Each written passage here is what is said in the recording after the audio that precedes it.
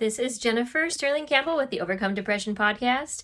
Tuning in, I'm going to try to do really short 5 to 10 minute episodes, just me talking solo. They'll be lowercase. If you're looking at the titles, they'll be lowercase, while my main episodes with often guests, part of the program, the Overcome Depression program, will be capitalized and have a number at the beginning of it showing the number of the episode for the program. I am also not going to be editing any of these shorter episodes, so they're just kind of going to be what they are, which will be actually pretty difficult for me because I'm such a perfectionist. I love things to be done well. I love for them to be edited and polished, and these aren't going to be. I'm not going to be doing social media posts about these.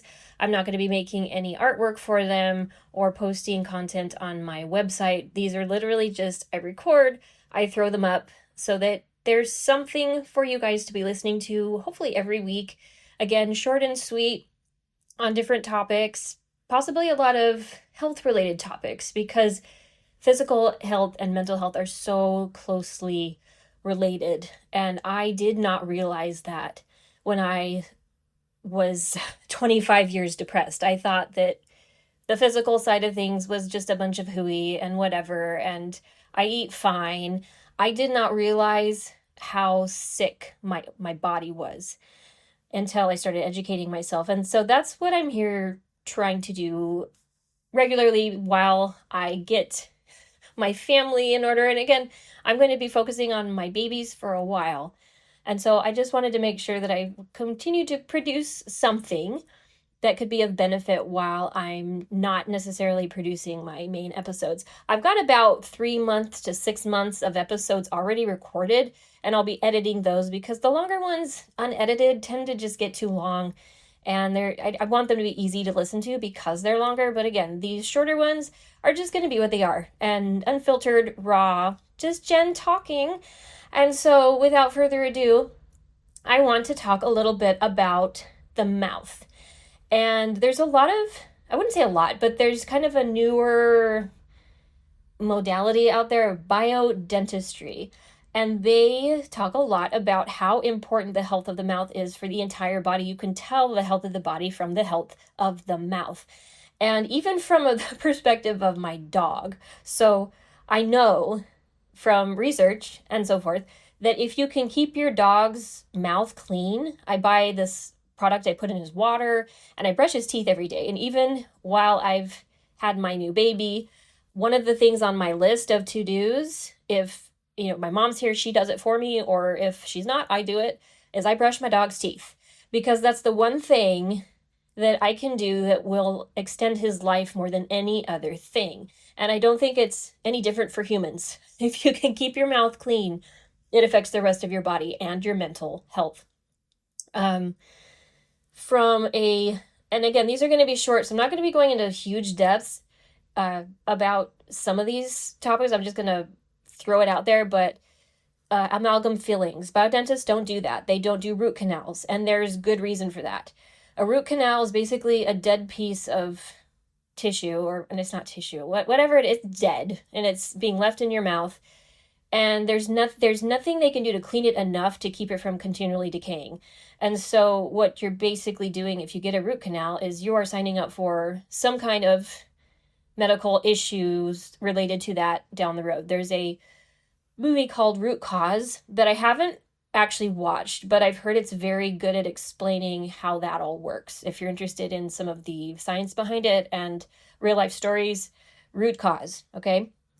But I have a friend who got into health later in life and had had quite a few root canals, and she's actually saving her money so she can get all of them ripped out and get, implants. But it really is that big of a deal where I would rather have a tooth extracted and fork out the money for an implant, go into debt if I had to, rather than leave a dead tooth in my mouth. It's just one of those things that it's touted as fine, everybody does it.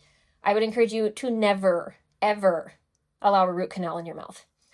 And if you've already got one, do some research, find out, decide if that's something you want to explore, down the road of getting rid of that Um, so with that said, the amalgam fillings, mercury, again, they'll say, oh, it's not a big deal.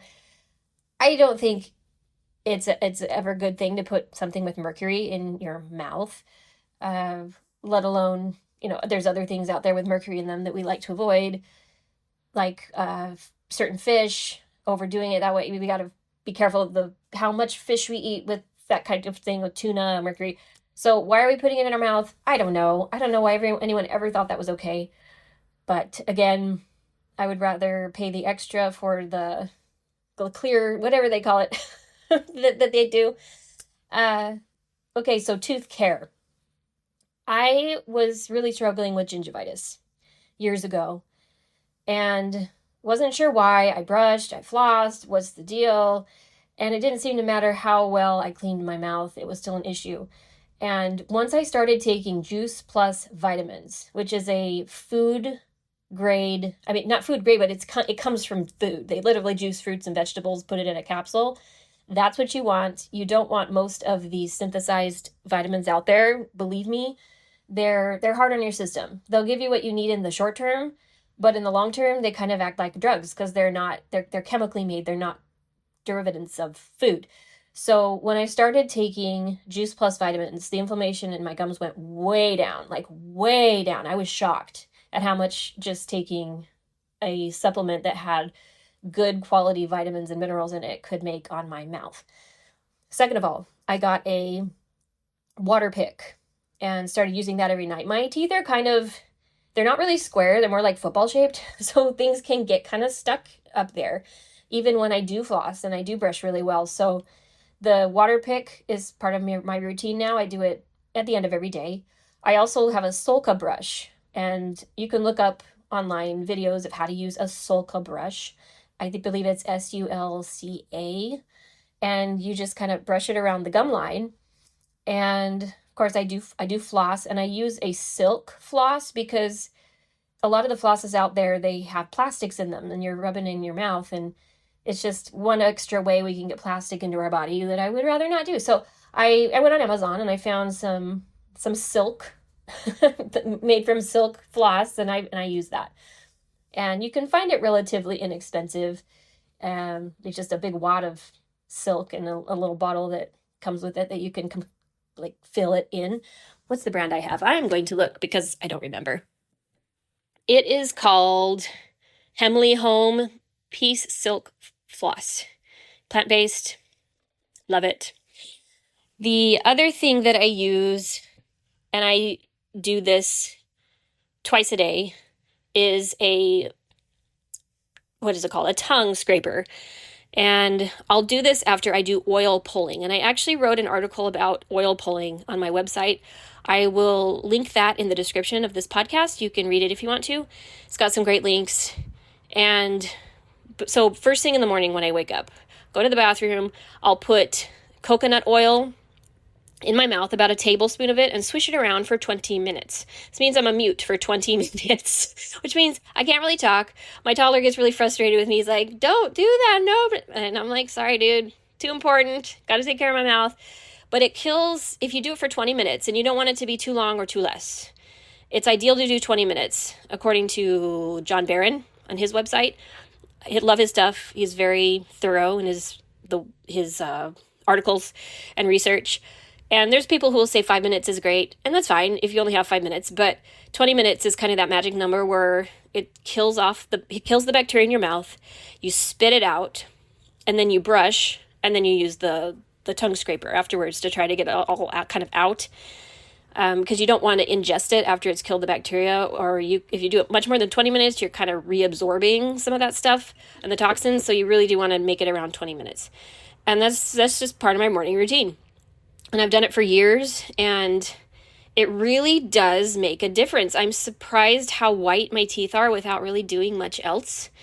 The other thing that I do like to do is I buy Dr. Ginger's powdered toothpaste with white charcoal and nano hydroxyapatite. And that does seem to whiten my teeth also. And I really don't do much else, but people are often commenting about how white my teeth are.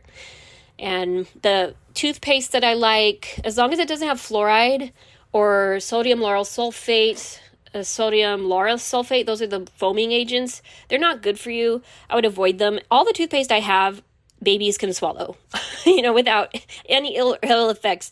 And so I really like the whitening tooth polish from Melaleuca. I love the Ayurvedic toothpaste, and I really like Spry with the xylitol. But I was told by a dental assistant that with the xylitol, it's great. And I also love xylitol gum. And I buy that. And I try to buy the gum that is plant-based that doesn't have like the plastics in it, right? Again, for the same reason for the floss.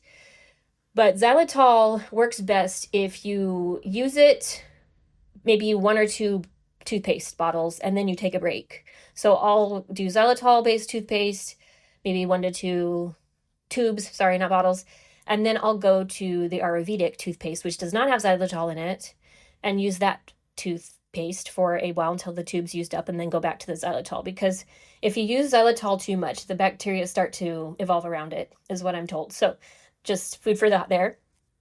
And so my toothbrush routine in the morning, again, it's oil pulling first, then the tongue brush, and then teeth brush. And at night, I use the water pick, the Sulca brush, obviously brush my teeth and floss. And it's pretty, it takes me maybe 6-7 minutes to do my whole tooth routine in the evening. In the morning, 20 minutes plus just the brush and the tongue scraper, which doesn't take a lot of time extra if you're just walking around doing what you do with oil in your mouth. It's just annoying when you can't talk. But I did find kind of funny that when I first started doing this, I had my now 18-year-old and 16-year-old, and they fought quite a bit, I would say, more than the average child. Maybe I'm just biased. I don't know. It seemed like they fought a lot. And when I had that oil in my mouth, I could not intervene. When they were fighting and trying to get my attention, like, Mom, I could not intervene. But what was interesting is that by that time that 20 minutes was over, they had often figured it out themselves and without my help or intervention, solved their problems. And so that was eye-opening to me that, wow, they really don't need me as much as I think they do. I don't need to be interjecting and trying to solve their fights. They can work this out. And so it was actually a really good exercise that forced me to shut up for 20 minutes because I was forced to, because I couldn't talk with oil in my mouth, and they would make fun of me sometimes. They'd call me names and I'd be like, but lesson there for anyone listening, any parent, it'd be good for you to do oil pulling just for that alone. And I do add a product called Dental Pro 7 to my coconut oil for oil pulling. It's not cheap, but it's an essential oil blend that I think just helps additionally kill off the bacteria in your mouth. That's specifically for gingivitis, and I really like it. So I'll put a link to that as well. I'll put a link to all these products in the description of this podcast.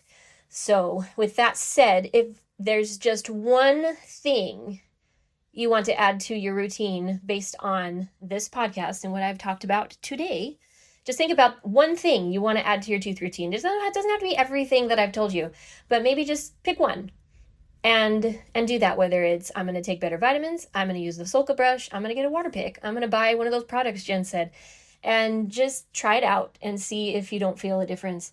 Again, this is important for overcoming depression, because when we're loading ourselves up with all these products with toxins and chemicals that maybe we don't think are a big deal, but when you put it all together between the food and the cleaning things that we use and the laundry detergents and the toothpaste, it could become such a load on our bodies and our minds that it's hard not to be depressed. And this has been something that, again, I didn't always believe. I thought it was hooey, whatever, who cares? Until I started to heal from my diet. And I talk about that, I think, in my second podcast number 2. If you've never heard my story, go back to episode 2. And I will tell you what changed my mind about why I might be suffering from depression and how my diet was affecting me. But it was like total fluke accident after sincere prayer of wanting to know, wanting solutions because nothing I was doing was working. And it's quite a miraculous story. And I want you to find your miracle story and share it with me when you start to heal as well. So thank you for listening today. Again, these podcasts that I'm going to be producing are going to be a lot simpler, a lot shorter, and just probably solo for a while. And we'll start putting out the longer episodes as I can get them edited. And again, those will be in bold with a number at the front. But these shorter ones will just be, the weekly, hello, here's something you can try. And with that said, thank you for listening. This is the Overcome Depression podcast. You are listening to Jennifer Stirling-Campbell. We will see you next time.